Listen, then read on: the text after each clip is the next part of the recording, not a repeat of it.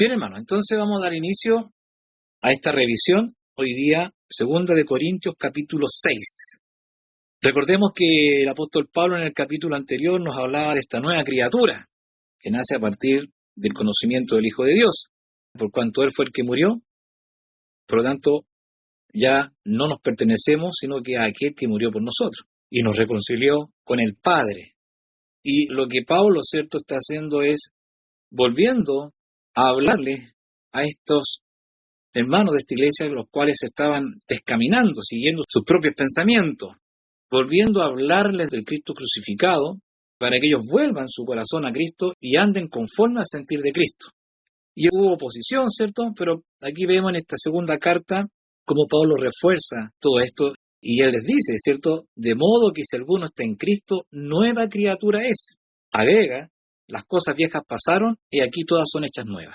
No podemos seguir viviendo conforme al viejo hombre, con todos sus deseos, sino que en virtud del nuevo, que es Cristo Jesús. De aquí para arriba debemos andar en función del amor. Ese es el corazón de la doctrina. Dios mostró su amor en Cristo Jesús, al cual lo entregó, ¿cierto?, por todos nosotros. Y en virtud de ese amor es que nosotros debemos andar. Por eso es que Pablo nos resalta en la Escritura que el que amó al prójimo cumplió la ley. Todo lo que usted hace, todo lo que yo haga, tiene que ser movido por el amor. Y ese amor se entiende a partir de la obra que Dios hizo en Cristo por nosotros, que nos rescató de nuestra vana manera de vivir. Entonces, Pablo, en ese sentir, sigue exhortando a estos hombres, y como ya hemos visto, se restauró aquel que tomó la mujer del Padre, y llamó también a la iglesia a cobijarlo, apoyarle, exhortarlo, y no dejarlo de lado, porque Cristo también murió por él. Pablo, ¿qué nos dice en el capítulo 6? Y así nosotros, como ayudadores juntamente con él, os exhortamos también que no recibáis en vano la gracia de Dios. Si nos recordamos lo que leíamos en el primer libro de Corintios, vemos que ellos partieron bien y se descaminaron. Empezaron a seguir sus propias ideas, su propia forma de ser cristianos. Se hicieron un traje a la medida para andar conforme a eso y no conforme al sentir de Cristo. ¿Y qué estaba pasando? Iban rumbo al despeñadero, es decir, la condenación. Estaban dejando de lado al Cristo, se querían perfeccionar a sí mismos, fuera de Cristo. No reciban, dice, en vano la gracia de Dios. Entre paréntesis, verso 2, porque dice, en tiempo aceptable te he oído, y en día de salud te he socorrido. He aquí ahora el tiempo aceptable. He aquí ahora el día de salvación. Cierre paréntesis. Este es el momento.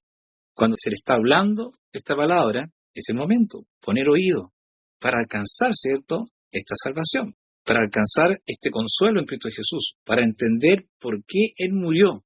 ¿Cuál es la importancia de la muerte de Cristo? Pablo nos dice en el capítulo 6 de Romanos que el que es muerto, justificado del pecado. Ahí está la importancia, lo gravitante de la muerte de Cristo. Porque con su muerte fuimos justificados del pecado o perdonados. No se debe tomar esto a la ligera. No se debe tener la gracia de Dios en vano. Este es el tiempo aceptable. Verso 3. No dando a nadie ningún escándalo. Porque eso estaba pasando. Recuérdense ustedes. ¿Qué estaba pasando tiempo atrás en esta iglesia? Habían escándalos. Y Pablo dice no dando a nadie escándalo. Porque el ministerio nuestro no sea vituperado. Todos aquellos que son colaboradores en esta palabra deben ser intachables. Ser como Cristo. Pablo dice, imíteme a mí, así como yo a Cristo. Preocupados de ese detalle, de no hacer diferencias. Porque lo que se está haciendo debe hacerse en amor. No dando a nadie ningún escándalo, porque el ministerio nuestro no sea vituperado. Antes, dice, habiéndonos en todas cosas como ministros de Dios. Porque eso es lo que somos, ministros de Dios. Recuerden ustedes que fuimos tomados como sacerdotes y reyes para Dios, nación santa. Pero este beneficio, ¿cierto?, viene a partir de un conocimiento, que es entender lo que Dios hizo en Cristo por nosotros. Por eso no podemos andar como anduvieron ellos, el pueblo en tiempos antiguos, a su propio arbitrio, según su razón, porque la razón va a hacer diferencia, mas la fe no hace diferencia, porque Dios en Cristo nos perdonó a todos. Antes, sabiéndonos en todas las cosas como ministros de Dios, en mucha paciencia, en tribulaciones, en necesidades, en angustias, en azotes, en cárceles, en alborotos, en trabajos, en vigilias, en ayunos, en castidad, en ciencia, en longanimidad, en bondad, en Espíritu Santo, en amor no fingido. Nótese, un siervo de Dios tiene que andar así. Y para andar así tiene que ser un amor no fingido, un verdadero amor a partir del conocimiento del Hijo de Dios.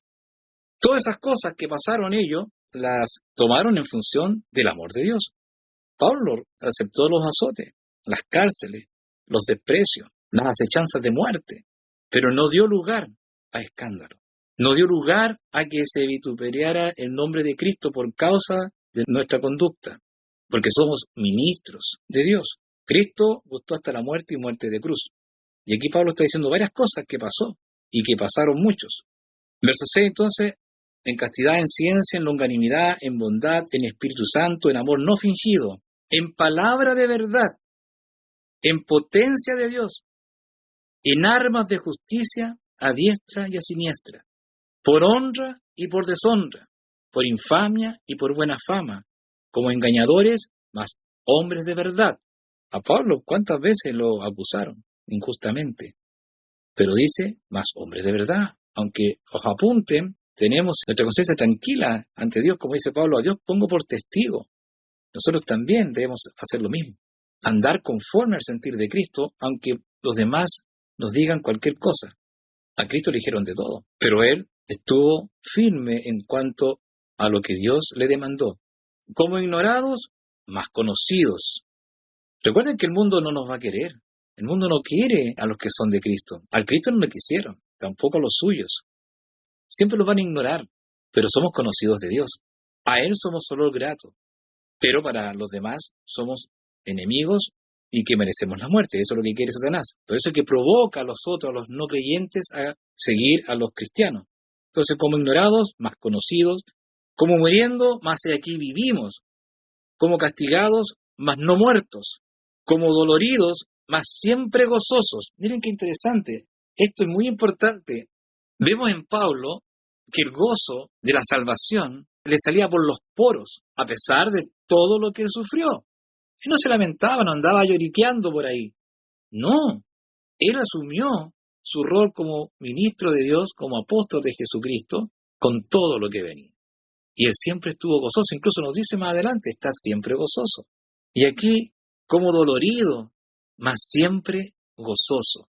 Porque la esperanza que tenemos, hermano, que no tiene el mundo, provoca que las cosas que nos pasen no tengan ninguna importancia. Claro, humanamente nos pueden afectar, pero lo que nos espera, esta esperanza de vida en el reino de Dios, es mucho mayor que lo que aquí podamos pasar. Y Pablo hablaba de primera mano. Él sufrió todas estas cosas que aquí está diciendo, él y los que con él estaban. Y también lo sufrieron los profetas, y también lo sufrieron los patriarcas. Y todo aquel que abrazó la justicia de Jesucristo sufrió muchas cosas, pero siempre con ese gozo, el gozo de la salvación, el gozo de la vida eterna. Las tristezas que aquí tenemos las debemos compensar con la alegría del reino de Dios. Como pobres, más enriqueciendo a muchos por causa de la palabra entregada. ¿Qué dijo Pedro y Juan cuando pasaron por el pórtico? Un hombre pidiendo una limosna a un cojo. Dijo Pedro, no tengo plata ni oro, más lo que tengo te doy. En el nombre de Jesucristo de Nazaret, levántate y anda. Le dio lo más grande. Se le dio una sanidad espiritual y física. ¿Qué mayor riqueza que es, hermano? Como pobres, humanamente hablando, más enriqueciendo a muchos con esta palabra de verdad. Como no teniendo nada, más poseyéndolo todo. Quizás humanamente no tenemos nada o tenemos muy pocas cosas. Hay otros que tienen más cosas que nosotros, pero nosotros tenemos lo mejor, hermano. Tenemos la vida eterna. Ahí tenemos todo. Tenemos entrada al reino de Dios. ¿De qué le sirve a nuestro vecino, al amigo, tener muchas cosas? Estos hombres ricos, los más ricos, hay un ranking de los más ricos del mundo, pero pobres en cuanto a la fe. Y se van a perder con toda su riqueza. Nosotros no tenemos muchas cosas, pero tenemos todo en Cristo Jesús. En Él estamos completos, hermano. Por eso debemos estar siempre gozosos. Nuestra boca está abierta a vosotros, oh Corintios. Nuestro corazón es ensanchado, a pesar de que los corintios no los trataban muy bien. le cuestionaban su apostolado. Su corazón estaba amplio para recibir a ellos y hablarles esta verdad, independiente de lo que recibían de vuelta. Verso 12. No estáis estrechos en nosotros, mas estáis estrechos en vuestras propias entrañas. Son ellos los que estaban con otra actitud. Dice, no estáis estrechos en nosotros, mas estáis estrechos en vuestras propias entrañas. Pues, para corresponder al propio modo, entre paréntesis, como a hijos hablo, cierre paréntesis, ensanchaos también vosotros. Abriros así como yo con ustedes. ¿Para qué? Para que nos gocemos en esta verdad del Evangelio y estemos siempre gozosos. Verso 14 dice, no os juntéis en yugo con los infieles, porque ¿qué compañía tiene la justicia con la injusticia? ¿Y qué comunión la luz con las tinieblas? Porque eso es lo que estaba pasando. Recuerden que ellos empezaron mira, yo soy de Apolo, yo soy de Pedro, yo soy de Cristo, yo soy de acá. No, ¿quién fue el que murió? Cristo fue el que murió. O cuando estaban con el tema de los dones, ¿quién quería tener el mejor don? No os juntéis en yugo con los infieles, porque ¿qué compañía tiene la justicia con la injusticia? ¿Y qué comunión la luz con las tinieblas? ¿Y qué concordia Cristo con Belial? ¿O qué parte el fiel con el infiel? ¿Y qué concierto el templo de Dios con los ídolos? Porque vosotros sois el templo de Dios viviente. Como Dios dijo, habitaré y andaré en ellos, y seré el Dios de ellos, y ellos serán mi pueblo. Por lo cual salid de en medio de ellos y apartaos, dice el Señor, y no toquéis lo inmundo, y yo os recibiré, y seré a vosotros padre, y vosotros me seréis a mí hijos e hijas, dice el Señor Todopoderoso. Porque Él nos tomó y nos apartó. Recuerden ustedes, cuando por boca de Moisés dice que Él nos hizo una nación santa, sacerdotes y reyes para sí. Pero ellos, y los corintios, y muchos, hasta en nuestros tiempos, se descaminan y empiezan a buscar la perfección a sí mismos. Y empiezan a hacer uniones con personas que no tienen la verdad del Evangelio. La luz no se puede mezclar con las tinieblas. El fiel no se puede mezclar con el infiel. No puede hacer pactos, no puede hacer contratos, porque al final del día va a caer. Satanás, eso es lo que quiere, así engaña a Satanás. Pero el Señor es claro, cuando nos dice aquí Pablo citando, porque vosotros sois el templo de Dios viviente, como Dios dijo, habitaré y andaré en ellos, y seré el Dios de ellos, y ellos serán mi pueblo, por lo cual salid de en medio de ellos y apartaos, dice el Señor. ¿Se dan cuenta? Por eso que dice que estamos en el mundo, pero no somos del mundo. Por eso que el mundo no nos quiere. No quiso al Cristo, no quiso a los patriarcas, no quiso a los profetas, no quiso a los apóstoles. Los hombres amaron más las tinieblas que la luz. Pero a los que hemos guardado la fe, que nos dice que nos apartemos. Ahora estamos en el mundo, y en el mundo nos tiene aflicción. Pero también Cristo dijo que debemos confiar, porque Él venció el mundo. Por eso que Pablo dice, a pesar de todas las cosas que nos puedan acontecer, debemos estar siempre gozosos. Así que este es el cuidado que el apóstol aquí está dando a la iglesia, una iglesia que se está volviendo a la fe. Todavía quedan algunos resquemores por ahí, pero el grueso ya está volviendo a la fe nuevamente, reencantándose con esta palabra de verdad. Pero ahí está la lucha, hermanos, la lucha con la carne. Satanás siempre va a provocar y va a buscar que nos apartemos de esta verdad. Bueno, dejo esta lectura y ahora podemos escuchar también de parte de usted, hermano, los comentarios para ir reforzando lo que se ha dicho. Quiero dejar primeramente al hermano John Toledo. En tu Biblia, Pedro, sale la concordancia ahí, ¿de dónde viene ese texto de salir en medio de ellos? Sí, Isaías 52:11. Apartados, apartados, salid de ahí, no toquéis cosa inmunda, salid de en medio de ella, purificados los que lleváis los utensilios de Jehová. Porque no saldréis apresurados, ni iréis huyendo, porque Jehová irá delante de vosotros, Dios congregará, el Dios de Israel. Me llamó la atención ese salir en medio de ellos. Esta frase se repite varias veces, salir en medio de ella. Por ejemplo, salir de Roma, la otra es salir de Jerusalén, cuando fue la invasión de Jerusalén y la destrucción del templo en el año 70. En este caso, el salir es de la unión desigual con los incrédulos. Salir en medio de ellos y apartaos, dice el Señor, y no toquéis lo inmundo. Y yo recibiré, y seré para vosotros por Padre, y seréis hijos e hijas, dice el Señor Todopoderoso. Claro, ¿qué parte tiene el creyente con el incrédulo? Nada. Uno va a ser condenado y el otro va a ser llevado a la vida eterna. ¿Qué acuerdo hay entre el templo de Dios y los ídolos? Nada, no hay ningún acuerdo. Hay desacuerdo. Entonces, Pablo aquí está llamando a evitar ese tipo de conflictos. Uno con mentalidad cristiana y el otro con mentalidad del mundo, carnal. Va a haber conflicto entre un incrédulo y un creyente. Y habla de yugo desigual. Apocalipsis 18:4 también sale una concordancia acá, hermano. Sí, también en Apocalipsis 21, cuando habla de la nueva Jerusalén que desciende, también dice el tabernáculo de Dios entre los hombres. Bueno, aquí Dios se manifiesta en nosotros por medio de su Espíritu Santo.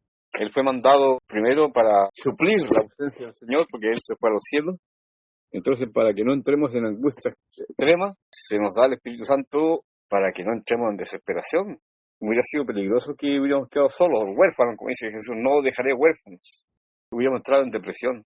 Entonces el Espíritu Santo impide eso, que entremos en depresión. Porque si alguien se puede pensar, el Señor no está, quedé solo, tarde en volver. Entonces el Espíritu Santo actúa a través de la palabra, dándonos consuelo y esperanza, como dice Hebreo. He aquí un poquito y vendrá. Es bonita esa frase, he aquí un poquito y vendrá. Interesante esto que dice Pablo aquí. La otra parte habla de Pablo como un ministro terrenal, representante de un país, que va a otro país como embajador, tiene que dar el ejemplo de su país. Porque si se porta mal, la gente lo toma a él como referencia. O sea, si esté así, ¿cómo serán los demás que viven allá, en ese país que él representa? Entonces Pablo ahí dice que él se recomienda como ministro de Dios y da una lista de cosas con las cuales ha demostrado que es un ministro de Dios competente. Según de Corintios 3, Dios los hizo ministros competentes del nuevo pacto. Por lo tanto, Pablo y sus colaboradores actuaban en consecuencia, no siendo deshonestos, ni andar con engaño, ni con astucia, trucando la palabra, sino que honestamente. Y todo esto que se veía, toda esa lista que tuvieron mucha paciencia, estuvieron en tribulaciones, en necesidades, en angustias, en azotes, en cárceles. Es como el aval que Pablo presenta de su honestidad, porque nadie quiere ser azotado por una idea.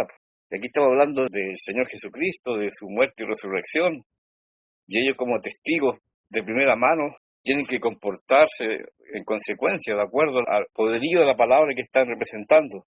Dice ahí que ellos por mucho tenían mala fama y otros buena fama, otros los consideraban engañadores, pero ellos eran veraces. ¿Cómo yo puedo demostrarle a alguien que soy veraz? Uno puede decir muchas cosas, el papel aguanta mucho, dice el dicho.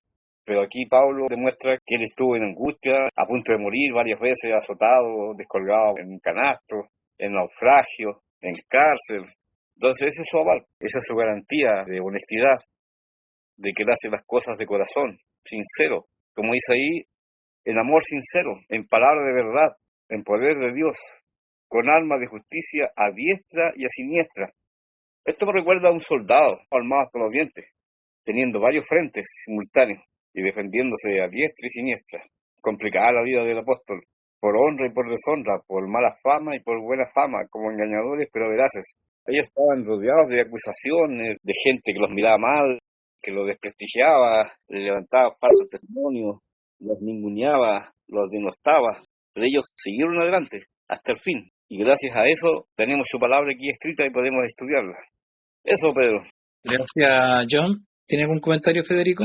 Sí, muy interesante estos textos. Implican muchas cosas referente a un cristiano.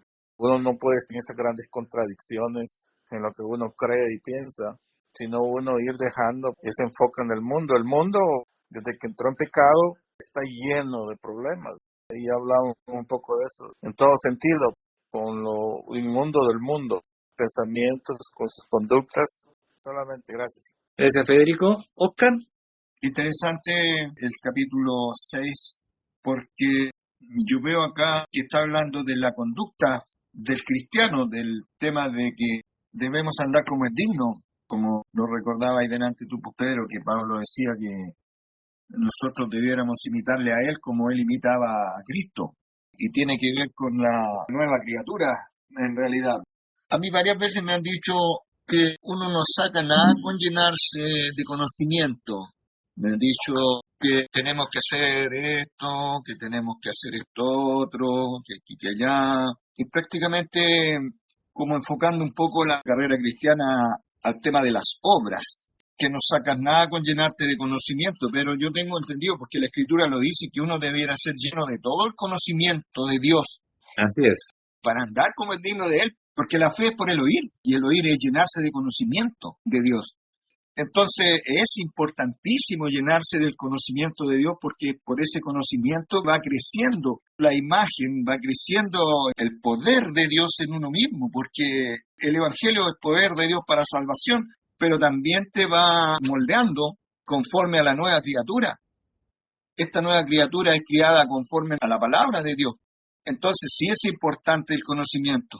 Pero un paréntesis nomás, claro, el conocimiento del Hijo de Dios es el que provoca que uno actúe en conformidad al amor de Dios y va a actuar con el prójimo conforme al amor. Pero aquellos que dicen, no, pues hay que hacer cosas, bueno, hágala como dice el apóstol, como Cristo lo hizo. Anda Sí, conforme al sentir de Cristo, lo hace movido por el amor o lo hace no, para que lo aplaudan. Y ese es el punto, y Satanás así engaña. es muy delicado ese tema que hay ahí. Hay una línea muy delicada, es como cuando hablamos de la fe sin obra es muerta, y Así que es. el justo es justificado por la fe sin las obras de la ley, ¿me entendí? Mm. Hay una línea delgadísima ahí que hay que tener mucho ojo con ella, porque realmente la fe sin obras es muerta, pero el justo es justificado por la fe sin las obras de la ley. He encontrado acá a nuestro Señor Jesucristo, Él habla en el capítulo 17 de Juan, del verso 8 para adelante, dice, porque las palabras que me diste les he dado. ¿No es cierto? Esas son las palabras que nosotros tenemos como doctrina, la justificación por la fe, por causa del Evangelio. Las palabras que me diste les he dado, y ellos las recibieron y han conocido verdaderamente que salí de ti. ¿Te das cuenta? Por causa del conocimiento de este Jesucristo, hemos conocido que Él sí salió del Padre, y han creído que tú me enviaste, dice. Yo ruego por ellos, dice, no ruego por el mundo, sino por los que me diste, porque tuyos son. Y todas mis cosas son tus cosas, y tus cosas son mis cosas. Y he sido glorificado en ellas. Y ya no estoy en el mundo, mas ellos están en el mundo. Y yo a ti vengo. Claro, Él volvía al Padre, pero no nos dejaba sin Él, sino con su Espíritu, nuestro Consolador, el cual nos guiaría a toda justicia y verdad, y tomaría de lo suyo y nos lo haría saber. Y lo suyo es un amor sin límite.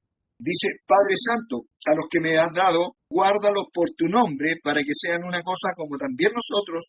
En el fondo viene siendo Él el que nos guarda, pero ¿cómo nos guarda? Revelándonos su esencia. Nuestro Padre Celestial derrama conocimiento, derrama sabiduría suya en nuestros corazones, porque el amor de Dios ha sido derramado en nuestros corazones, como dice Romanos 5. Y es por causa de este conocimiento. Entonces dice, cuando estaba con ellos en el mundo, yo los guardaba en tu nombre. A los que me diste, yo los guardé. Y ninguno de ellos se perdió, sino el hijo de perdición, para que la escritura se cumpliese. Mas ahora vengo a ti y hablo esto en el mundo para que tengan mi gozo cumplido en sí mismo. Y volvemos al tema del gozo, ¿me entiendes?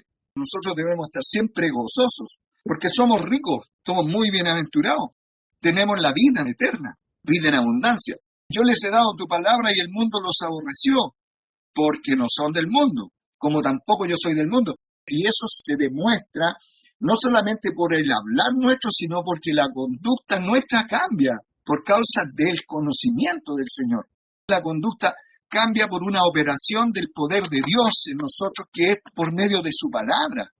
Si el Señor no anda a empujones con nosotros, no anda a chachazos con nosotros para que andemos como es digno de Él, sino por medio del conocimiento que Él nos va inculcando en nuestro corazón. Él así nos va moldeando, entiendo yo. Dice, yo les he dado tu palabra y el mundo los aborreció, porque no son del mundo, como tampoco yo soy del mundo. Dice, no ruego que los quites del mundo. No es eso, sino que los guardes del mal. No son del mundo, como tampoco yo soy del mundo. Y ahí volvemos a las palabras que dice Pablo, salid de en medio de ellos, no toquéis lo inmundo, como dice en Apocalipsis, como lo dice en Isaías, y como lo dice Pablo acá, recordando las palabras del libro de Isaías. Entonces dice, santifícalos en tu verdad, tu palabra es verdad. Como tú me enviaste al mundo, también los he enviado al mundo. Y por ellos yo me santifico a mí mismo, para que también ellos sean santificados en verdad. Finalmente, por causa de este tremendo conocimiento, hermanos, que no es del mundo, estas no son cosas que ojo ha visto ni oído ha oído, sino que es una sabiduría del cielo, en misterio, la sabiduría oculta, la que hace la diferencia en nosotros. Porque no hay otro motor en nosotros que nos haga andar apartados del mundo, apartarnos de las malas obras de la gente del mundo. Siempre me di cuenta en los distintos trabajos que yo trabajé, porque yo nunca fui profesional, fui siempre un obrero nomás. Y me tocó trabajar en distintos trabajos, pero donde yo iba a trabajar, al tiro, no pasaban 2 días y ya me estaban susurrando al oído: oiga, compañero, aquí tenemos que arreglarnos porque aquí pagan una porquería, bla, bla. Así que aquí hay que arreglarse. Usted tranquilo nomás, pero aquí nos arreglamos.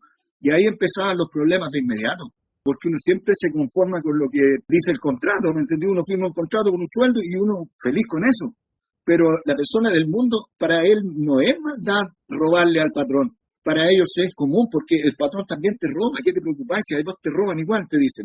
Y te van tratando de involucrar. Pero el conocimiento que nosotros tenemos nos obliga, nos constriñe a apartarnos de esas prácticas porque son del mundo y nosotros no somos del mundo. Y viene la persecución enseguida, inmediatamente, porque tú no calzas ahí, no hay ninguna comunión, ¿me entiendes?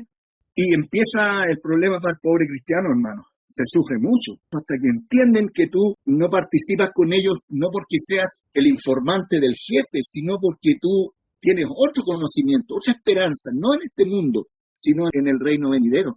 Hasta que lográis tú traspasar un poco lo que te mueve a ti a apartarte de esas cosas, que es la esperanza de una mejor esperanza en el fondo. Eso es lo que a nosotros nos hace apartar. Y a eso es lo que se refiere la Escritura cuando dice: no toquéis lo inmundo. No tenemos ninguna comunión, la luz con las tinieblas, ni Cristo con Belial. Eso, hermanos, quería yo comentar. Gracias, Oscar. Tenemos que tener este conocimiento, o sea que, como dice Pablo, debemos llegar a la estatura de Cristo, ser llenos del conocimiento del Hijo de Dios. Cuando fueron elegidos los diáconos, ¿cuál era el requisito? Ser llenos del Espíritu Santo, o sea, ser llenos del conocimiento del Hijo de Dios, no un neófito. Y aquellos que andan haciendo cosas para la vista van a quedar empantanados, porque eso fue lo que han hecho históricamente el hombre, pues, desde el principio de los tiempos, la apariencia. Y el fiel reflejo de la apariencia es el fariseísmo. ¿Y qué dijo el Cristo con respecto a eso? Sepulcros blanqueados, hermosos por fuera, pero por dentro llenos de pudredumbre. Mas nosotros en Cristo Jesús hemos sido cambiada nuestra forma de pensar, porque antes odiábamos al que nos odiaba, amábamos al que nos amaba. Ahora, por causa de la fe en Jesucristo y por este nuevo conocimiento que Él nos ha puesto, amamos a aquel que nos desprecia. Eso es lo que hizo Cristo. Y ese es el sentir de Cristo. Bien, hermano. Sí, Oscar. Sí, mira, un comentario cortito. Santiago 1, del verso 12 al 14, dice también: bienaventurado el varón que sufre o que soporta la tentación, porque cuando fuere probado, recibirá la corona de vida que Dios ha prometido a los que le aman. Porque dice: cuando alguno es tentado, no diga que es tentado de Dios, porque Dios no puede ser tentado de los malos, ni Él tienta a alguno, sino que cada uno es tentado cuando de su propia concupiscencia es atraído y cebado. Ya está listo ahí prácticamente. Y luego dice el 15, y la concupiscencia, después que ha concebido, pare el pecado, y el pecado siendo cumplido, engendra muerte. Mira, más fuerte que la concupiscencia nuestra es el Espíritu de Dios que nos somete, que nos amortigua por el conocimiento, si finalmente es el conocimiento de Dios. Mis palabras son espíritu, lo dijo nuestro Maestro, Señor Jesucristo. Mis palabras son espíritu y son vida. Ese conocimiento, hermanos, es el que nos aparta a nosotros y nos permite, porque es más poderoso que nosotros. La concupiscencia permanece. La concupiscencia sigue enviando malos mensajes, malos pensamientos. De continuo solamente el mal, como dice Génesis.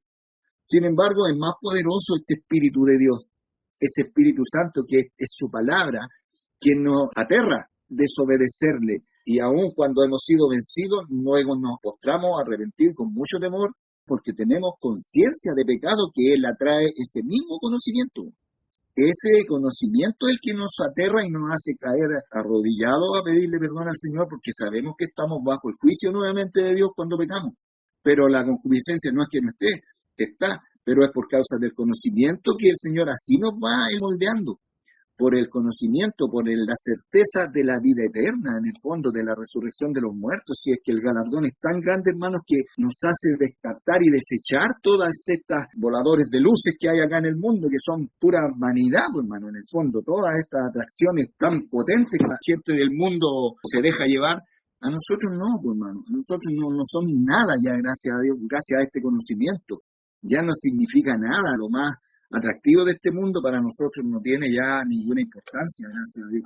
Eso, mi hermano, gracias. Gracias, hermano Oscar. Y claro, y ese conocimiento es el que provoca escuchar la voz de Dios cuando dice salid de en medio. Porque la bienaventuranza está para aquel que cree, y el creer viene a partir de un conocimiento. Amén. Entonces, este conocimiento del Hijo de Dios es el que nos hace apartarnos de la maldad. Dice Pablo, no andar con viejo hombre, sino que revestido del nuevo, el cual por el conocimiento es renovado conforme a la imagen del que lo creó. Este nuevo hombre se va renovando por medio del conocimiento del Hijo de Dios. Amén. Quiero dejar a mi hermano Alex si tiene algún comentario. Gracias, hermanos. ¿De qué veníamos hablando? En el capítulo 5 de 2 de Corintios, Pablo venía disertando sobre que tenemos este evangelio o este tesoro en vasos de barro. También habló de que teníamos el ministerio de la reconciliación, o sea, rogar en nombre de Cristo que el mundo se reconcilie y que el amor de Cristo es el que nos constriñe a hacer todas estas cosas. Y luego de ahí pasó a hablar de la nueva criatura. Y en este capítulo en especial, el capítulo 6, da más detalles acerca de esta nueva criatura. Lo importante aquí de observar es ese así que del versículo 1. El así que plantea una conclusión de todo lo que venimos hablando, ¿no es cierto? Es decir, como somos colaboradores de Dios, ¿no es cierto?, en este ministerio de la reconciliación, embajadores suyos, ¿cierto? Debido a eso, exhortamos a la iglesia de Corinto, en este caso, a que no reciban la gracia de Dios en vano, que no sean negligentes, que es lo que al parecer están haciendo. ¿Y en qué se basa Pablo para decir esto? Se fundamenta en un texto escritural. El versículo 2 dice, en tiempo aceptable te he oído y en día de salvación te he socorrido. Este texto lo sacó de Isaías capítulo 49, verso 8, donde dice, así dijo Jehová, en tiempo aceptable te oí y en el día de salvación te ayudé. Fíjense ustedes cómo Pablo toma este texto antiguo testamentario, ¿cierto? Y lo espiritualiza y lo aplica a la iglesia. Esto es muy importante. Dice más adelante, ese tiempo aceptable es ahora. De eso que está hablando Isaías, es ahora. Ese día de salvación es ahora también. No puede, hermano, haber una mejor exégesis espiritual que esta que Pablo nos da de este pasaje de Isaías. Y lo aplica precisamente a la iglesia de Corinto que estaba sufriendo estos problemas y los llama a no recibir la gracia en vano, que ahora, si están escuchando, es porque todavía es tiempo aceptable. Todavía Dios tiene paciencia, todavía es día de salvación. Qué hermoso, hermanos. Es como si dijera, mira, si ahora escuchas esta palabra de reconciliación, recíbela, no la desprecies, porque Dios está oyendo aún a los que piden perdón. Todavía es el día de salvación, todavía es justificado por la fe el que cree en el Evangelio, hermanos. Y luego pasa a dar unas recomendaciones respecto a la veracidad del ministerio que tiene Pablo y los suyos, que le fue encomendado por Dios, ¿no es cierto?, predicar el Evangelio. Y Pablo se recomienda como una persona fiel en este ministerio. Él no anda engañando con su mensaje, ahí lo dice, no es tramposo ni pone lazo o trampa. Lo que menos quiere es que este Evangelio sea vituperado, hermanos, porque él ama esta verdad, él ha tomado esta responsabilidad con suma reverencia, hermanos, así que lo que menos podría hacer sería difamarlo. Por eso que él vive de la manera íntegra con que le conocimos, sinceramente comportándose en forma recta. Dice el versículo 3, antes bien, nos recomendamos en todo como ministros de Dios. Y miren, esta es como una carta de recomendación, sus credenciales de fidelidad como ministro de Dios. En los versículos del 4 al 10 pasa a dar estas recomendaciones de la fidelidad como ministro de Dios que tiene él y además sus colaboradores. Habla de paciencia y fidelidad en medio de grandes tribulaciones y nombra una serie de situaciones ahí que no me voy a extender porque mis hermanos ahí acaban de mencionar algunas y acaban de dar algunos detalles respecto a esto. Pero hermanos, ciertamente, cada una de estas características que recomiendan su ministerio daría para hacer un estudio. Cada una de esas palabras que ahí se mencionan. Pero basta con lo que los hermanos han comentado ya. Lo importante aquí es que Pablo quiere que la iglesia a la que está hablando se dé cuenta de que él, junto con sus colaboradores, no escatimaron ningún esfuerzo para llegar a ellos. Era tan importante el mensaje que portaban que todos lo sufrieron para que ellos pudiesen escuchar esta palabra. Es decir, Pablo y los suyos no fueron estrechos, no fueron mezquinos con ellos.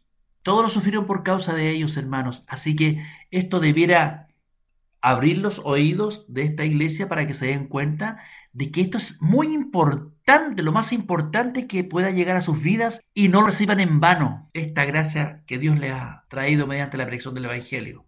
Así que no es Pablo y sus colaboradores los ingratos, los estrechos, los mezquinos.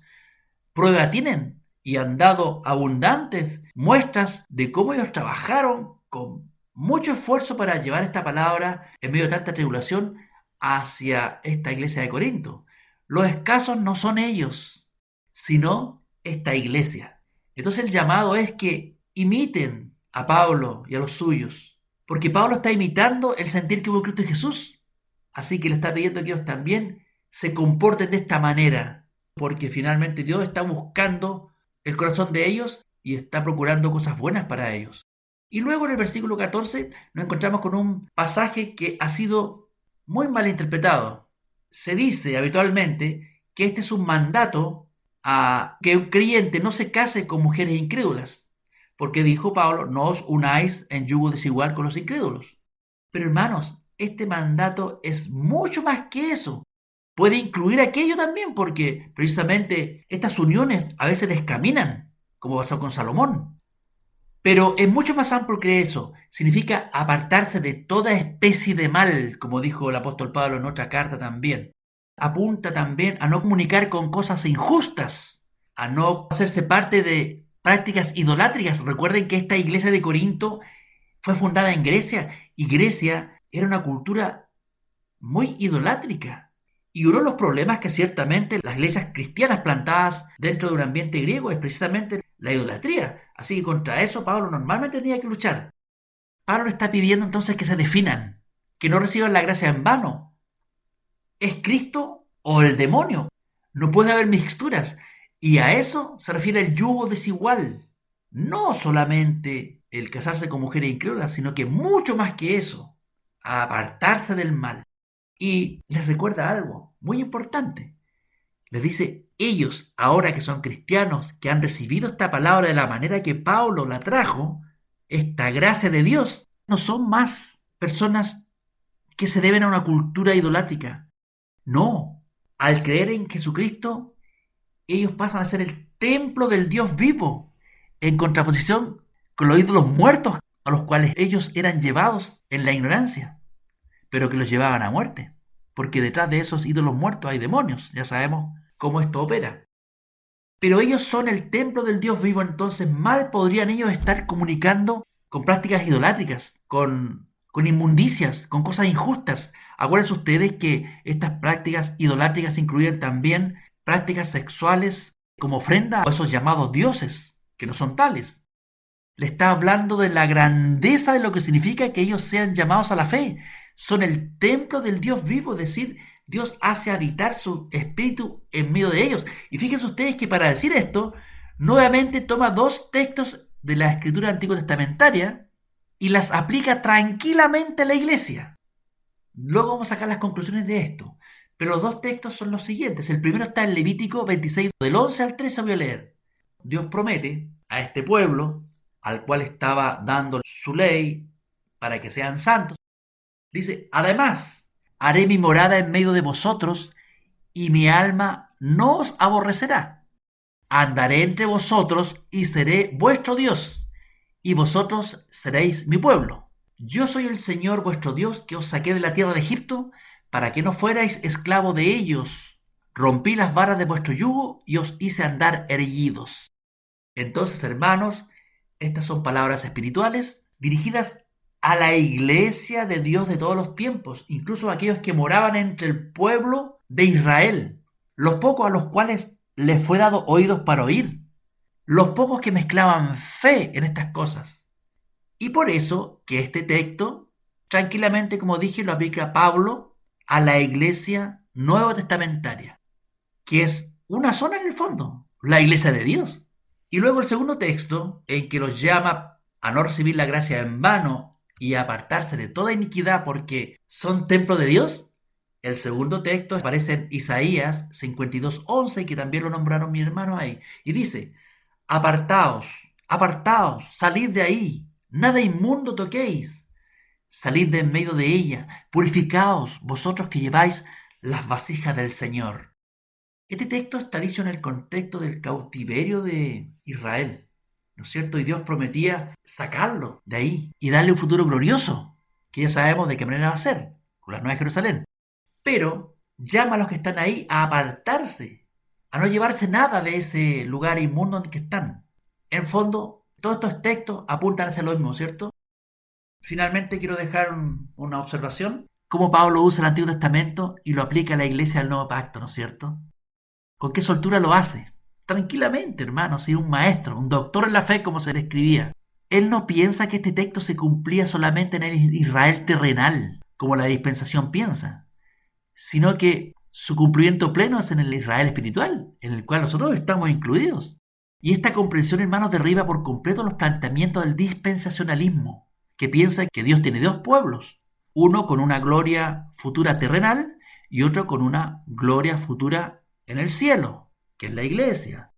Sin embargo, aquí, estos textos que el dispensacionalismo aplicaría solamente a Israel, Pablo los aplica completamente a la iglesia de todos los tiempos, la iglesia espiritual, el Israel de Dios, aquel que no es sanguíneo, sino que al cual se ingresa por la fe.